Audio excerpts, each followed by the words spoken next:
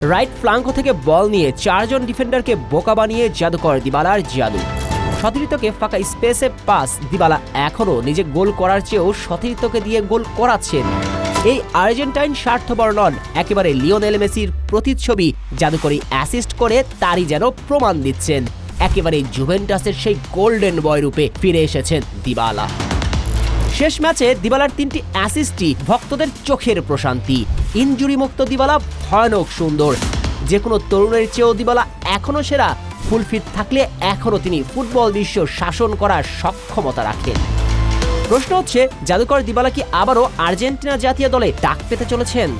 তা নয়তো কি দিবালা যে আবারও মেসির সঙ্গে জুটি বাঁধবেন সেটা অনেকটাই নিশ্চিত। প্রশ্ন হচ্ছে, কবে নাগাদ পেতে পারেন তিনি জাতীয় দলে ডাক? এই প্রশ্নের উত্তর দিবার আগে রোমার জার্সিতে লিগ 1-এ প্রথম ম্যাচে 1টি নয়, 2টি নয়, 3টি জাদুকরি অ্যাসিস্টের গল্পটা একটুখানি করা যাক। ইতালিয়ান সিরিয়াতে প্রথম ম্যাচ খেলতে নেমে ফিওরেন্টিনার বিপক্ষে রোমা জয় তুলে নিয়েছে 4-0 ব্যবধানে। আর এই ম্যাচে দিবালা একাই করেছেন হ্যাটট্রিকের অ্যাসিস্ট।